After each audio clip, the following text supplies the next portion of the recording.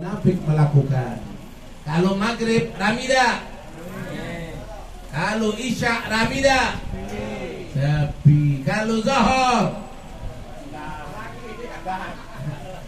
zohor ya wong begawi sibuk eda. Zohor mungkin apa ada yang di masjid, ada yang di mana. Kalau subuh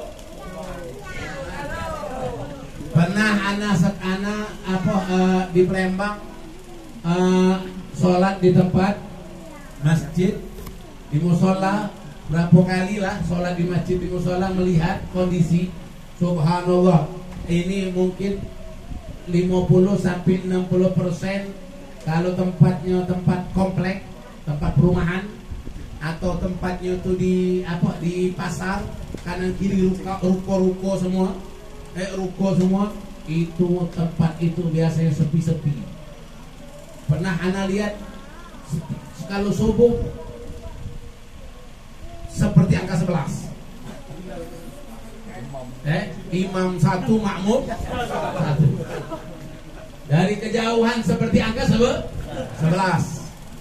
Imam satu, makmum satu. Sepi. Tapi kalau daerah ini sepi musolanya, heran anak. Heran. Kenapa? Karena rumah be padat.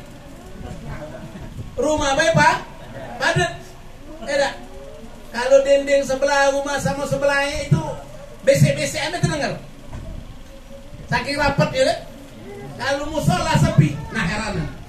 Kalau daerah pasar, ruko semua, ya mungkinlah banyak Cino. Kalau sini ada?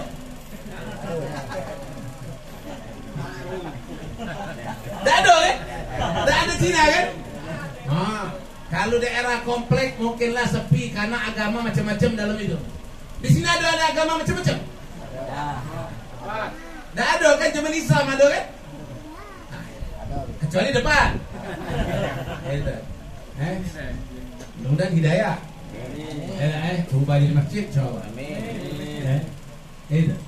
Nah ini perihal Bapak. Jadi kalau musola yang berada di tengah-tengah lingkungan muslim ini subuh dia sepi, heran anak. Termasuk keajaiban dunia. Termasuk keajaiban dunia.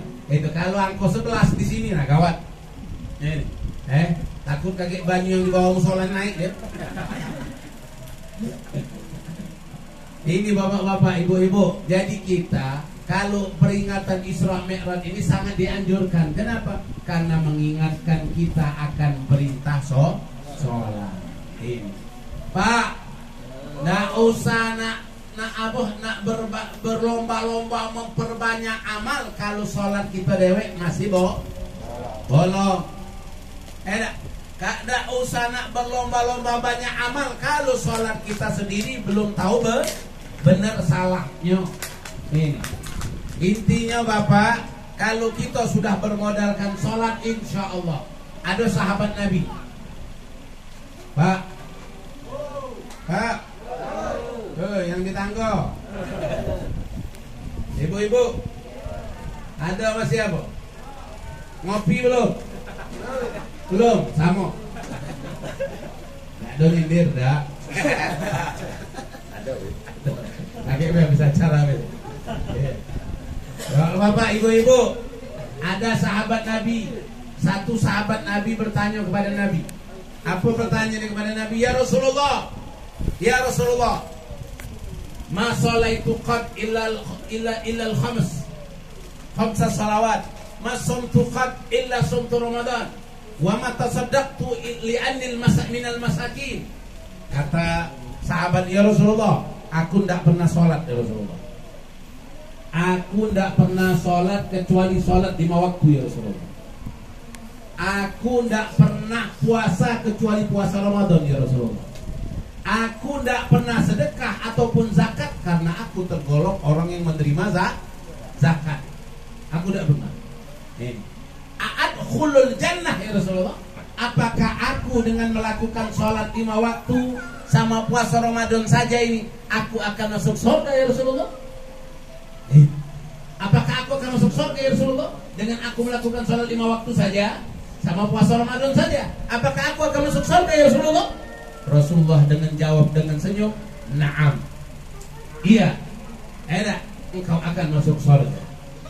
Engkau akan masuk surga. Kenapa? Karena yang jamin Rasulullah. Yang jamin Rasulullah. Dan dia melakukan hal-hal yang wajib. 5 waktu dia jalan, puasa Ramadan dia jalan. Ibadah sunnah lain dia tidak bisa, tapi sholat dia, puasa dia sudah dijalankan. Masuk surganya Allah Subhanahu wa taala yang dijamin Rasulullah. Yang menjamin Rasulullah.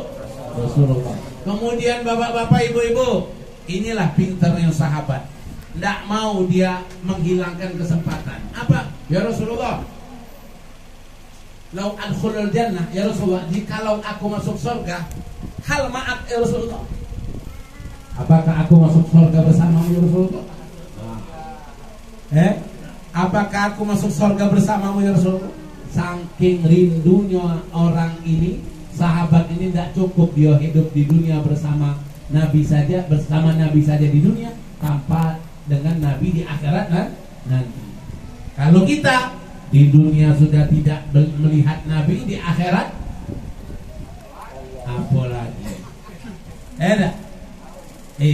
Kalau sahabat tadi di dunia dia sudah melihat Nabi, maka di akhirat dia tidak berkumpul dengan Nabi.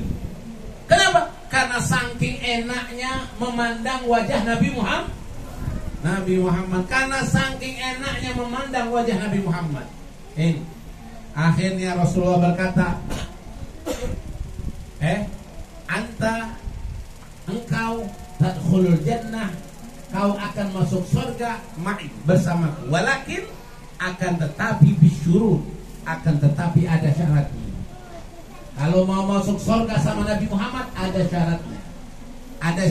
Apa syaratnya? Yang pertama kata Nabi, jaga mulutmu. Yang kedua, jaga matamu. Yang ketiga, jaga hatimu. Jaga mulut, jaga mata, jaga hati. 3 ini kata Rasulullah SAW.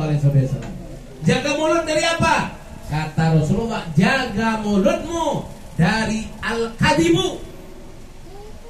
Jaga mulutmu dari berkata bohong. Kita suka berkata bohong. Pernah berkata bohong? Sering. Na'udzubillah min dzalik. Itulah apa kata pejabat. Pejabat begitulah katanya. Tapi tidak pernah kebenaran. Tapi selalu salah yang dibela. Kata koruptor begitulah dia bilang. Ya, Bapak. Yang namanya kebohongan itu dikatakan Rasulullah. Orang yang berbohong laisa lahul iman. Orang yang berbohong itu dia tidak memiliki iman. Digambarkan oleh Rasulullah apa? Ciri-ciri munafik adalah idza hadatsa kadzaba. Ciri-ciri orang munafik, kalau dia ngomong dia mendusta atau berdusta. Makanya orang yang suka bohong itu ciri orang yang tidak memiliki iman. Imannya hanya sebatas peci dan bajunya saja, alias KTP. Ini kalau orang suka berbohong, perihal kebohongan untuk apa? Menambahkan timbangan. Bohong. Iya. Menambahkan ketimbangan. Dia bilang ini timbangan sudah 1 kilo, jual duku. Dah tahunya 9 matok. Dia bilang dia tukang bangunan. Tukang bangunan tadi dia ngukur. Wah ini ukurannya 3 meter. Padahal 2 meter 80.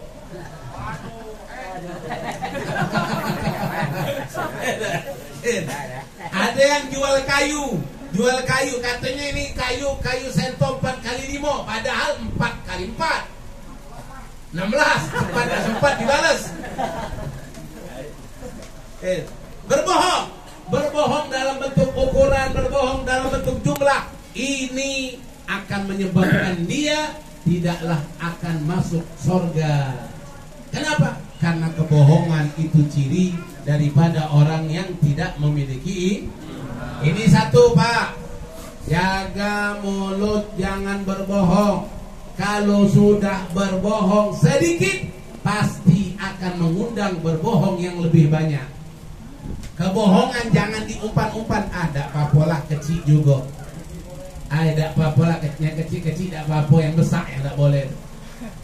Bohong boleh 1000, tak apa-apalah. Bahlul. Bohong boleh 1000, tak apa-apa, tanggung lolo. Jangan bohong dulu 1000. Alang ke dalam ayat. Bohong do boleh 1000, bohong boleh 1.000.000, dosanya sami mawon. Iya. Jadi bagaimana? Jangan, bapak-bapak, ibu-ibu, kebohongan kalau masalah rizki akan membuat rizki tadi haram dan merubah tidak ada keberkahannya. Tidak ada berkahnya. Tidak ada berkahnya. Ini yang pertama. Kata Rasulullah, jaga mulut dari bohong. Yang kedua apa? Jaga mulut dari ribah. Ribah, apa ribah? Ribah ini adalah menggonjeng. Kalau Palembang, kalau sarapan pagi ada makanan namanya gonjing. Lemak pakai sambal asam. Gonjing terbuat dari tepung beras. Jatuh nih kalau ke Palembang kayak mampir 14 orang hadat rumah bekoci. Banyak orang jual gonjing dan ini menggonjing. Bapak menggonjing ini membuka aib orang lain, Pak. Bu, berhentilah, jangan melok-melok ngurusin orang lain. Orang lain yang melakukan dosa, kita udah usah melok-melok nambahi dosa kita. Kau, bapak-bapak, orang yang bermaksiat, si fulan sama si fulan berjudi, si fulan sama si fulan berzina, si fulan sama si fulan berselingkuh. Itu berzina, berselingkuh, dosa. Ibu-ibu, bapak-bapak yang mengomong-ngomong gonjingkan orang dua itu sama saja dosanya. Jadi kalau ada orang yang melakukan suatu dosa, selama kita tidak perlu untuk membukakannya, kenapa kita mau buka? Karena kenapa? Karena membuka aib orang itu berdosa. Kecuali kalau kita mau menghentikannya. Kalau kita mau menghentikannya, maka kita datangi Pak RT.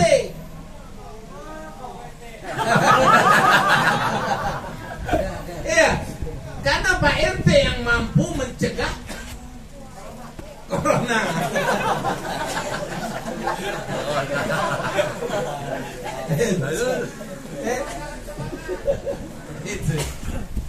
Itu jadi jangan. Kenapa? Dalam Al-Quran tertulis orang yang membuka aib kawannya, aib saudaranya, itu sama saja memakan bangkainya, memakan daging orang tersebut. Jadi jangan kita. Jadi kita jangan suka membuka aib orang. Kalau orang ada salah, kesalahan, ada kekurangan, wajar, bukan malaikat. Bukan malaikat. Malaikat tidak pernah ada salah. Kenapa? Karena malaikat diciptakan hanya untuk taat. Tapi manusia, al-insan mahalul khata' wan nisyan. Manusia ini kadangkala lupa, kadangkala berbuat dosa. Wajar kalau manusia memiliki kesalahan. Kalau kita membuka kesalahan orang lain, membuka aib orang lain, bahlul. Kenapa bahlul? Karena dosa orang tersebut pindah pada kita. Dosa orang tersebut pindah pada kita. Orang yang berbuat dosa zina, kita yang nanggung dosanya. Orang yang berbuat dosa ini, dosa kemaksiatan, kita ikut menanggung. Kenapa? Karena kita membuka aib orang. Ya, makanya bapak-bapak, ibu-ibu, kalau hidup tidak mengurusi urusan orang lain, maksudnya tidak peduli dengan urusan orang lain yang dia menanggung dosa-dosa sendiri, ya, dia berbuat itu dia sendiri, maka hidup kita akan tenang. Tapi kalau kita kata wong Palembang banyak ngurusi wong, gawi wong nak dipeloi galo, uang tidur lagi nak dijingoi, uang begawi lagi nak dientepi, ini uang motor baru lagi nak direpoti. Nah, ini hidupnya tidak pernah akan susah, tidak pernah akan senang. Susah terus. Syukurlah. Astagfirullahaladzim. Nah, ini yang pertama, Bapak-bapak. Jago mulut dari bohong dan riba, kata Rasulullah. Yang kedua apa dia? Jago mata. Jago mata dari apa? Yang pertama, jago mata dari sesuatu yang diharamkan untuk dilihat. Tuh. Pak, Bu, kata Rasulullah Sallallahu Alaihi Wasallam, kalau ada orang yang memandang pintu rumahku yang terbuka, dia pandang apa yang di dalam isi rumahku, maka akan aku congkel mata orang tersebut. Ini kita ini kadang melihat jendela rumah orang terbuka mulai mata. Apa di sini? Apa di? Lagi apa? Pintu rumah orang terbuka, oh mata kita melihat. Jangan, tidak boleh. Kenapa? Karena kemungkinan di dalam rumah tersebut ada aib, ada sesuatu, mungkin istrinya membuka aurat atau suaminya membuka aurat, kita melihatnya. Nah, tidak boleh. Mata kita jangan memandang hal-hal yang diharamkan untuk dipandang. Ini, Pak. Kadang-kadang buka YouTube dah. Kadang-kadang buka YouTube. Kepengen dengar ceramah tak kadang-kadang? Kadang-kadang kita kepengen lihat ceramah, nak buka Ustadz Abdul Somad. Pas dibuka YouTube Ustadz Abdul Somad, pas keluar ada Ustadz Abdul Somad. Yang pertama, yang kedua Ustadz Abdul Somad, yang ketiga ada Krisdayanti. Milih mana? Itulah mata keranjang. Itulah mata yang memang kalau sudah ada yang mancing, imannya kurang, terpancing. Tapi kalau dia memang imannya kuat, aku tidak mau Krisdayanti, yang aku mau Ustadz Abdul Somad. Mata ini Pak, jangan dipancing. Mata ini tidak baca kalau nyengok barang bagus. Kalau melihat barang bagus, mulai mata. Makanya kita tidak baca nyala ke kita juga. Betino kadang-kadang buka barang bagus. Iya. Kalau betino dia nutup barang bagusnya, maka mak lanang bisa nyago matonya. Betul lah? Itu. Kadang-kadang hal-hal yang macam ini memang perlu kita lah payah-payah nyago mato. Ya Allah. Lah payah-payah nyago mato. Pas lewat, pas muka TV, pas di mana, di motor, di jalan, yang dijingok kawan tuh sengaja jingok ke barang bagus. Dijingok berdosa, tidak dijingok.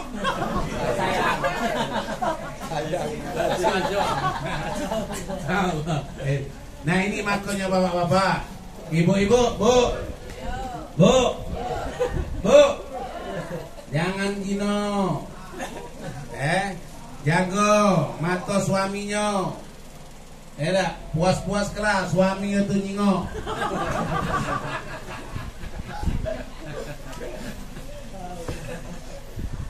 Untuk suami itu 3 bu, jurusnya apa? Kenyang ke perutnya, kenyang ke matanya, kenyang ke situonya. 3 itulah. Kalau lah 3 itu kenyang, dia tak bakal lama-lama di luar di rumah itulah.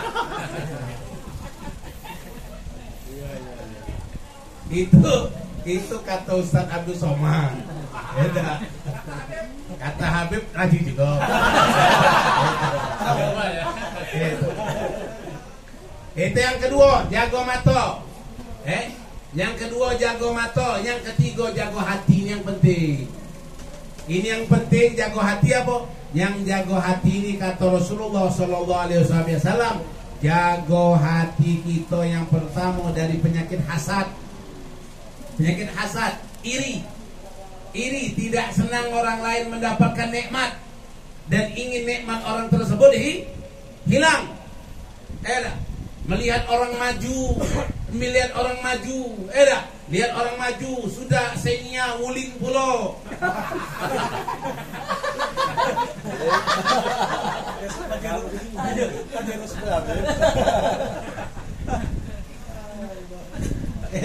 Itu habis ke Mak Jero. Susah. Nah ini iri, hati-hati. Senang melihat orang susah melihat orang senang. Ini iri. SMS melihat orang senang, wah susah. Ini kalau udah hasil maling dari mana be? Ada orang boleh motor, nah ini pasti kena nomor ini. La ilaha illallah. Bapak-bapak, ibu-ibu, orang yang iri orang lain mendapatkan nikmat berarti dia tidak senang Allah memberikan rizki kepada orang tersebut. Kalau tidak senang dengan Allah, maka tidak ada lagi yang bisa mendapatkan rahmat dan ampunan orang-orang tersebut kecuali dia sudah sadar tobat dari hasadnya tadi. Kata Rasulullah, bapak-bapak, innal hasad ya'kulul hasanat kaman nar ya'kulul khatab. Sesungguhnya penyakit iri akan memakan kebaikan seperti api memakan kayu bakar. Kita punya kayu masuk ke dalam api jadi apa? Jadi abu. Kita punya sholat, kita punya haji, kita punya puasa, kita punya sedekah. Ada iri, tidak senang orang lain mendapatkan nikmat. Susah dia melihat orang lain susah, senang. Susah dia melihat orang lain senang. Maka sholatnya, hajinya, puasanya akan jadi luntur, jadi abu. Jadi bagaimana, Pak? Kalau sudah rizki orang tidak akan pindah. Kalau memang belum rizki kita, tidak bakal datang. Kalau rizki kita pasti datang. Tidak usah kita iri dengan orang lain dapat nikmat. Iya. Kalau di Palembang tuh, Pak, di Palembang tuh mungkin 10 meter, 20 meter, 30 meter warung pempek kalau. Makan pempek kalau. Jual pempek kalau. Jualan kalau. Dan tiap sore habis kalau.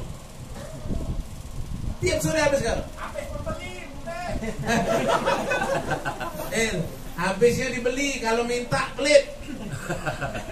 Beli tak galak. Minta terus. Dicondet di Jakarta. Ini Habib sering ke sana ke Jakarta, lihat di Condet itu toko parfum mungkin ratusan. Toko parfum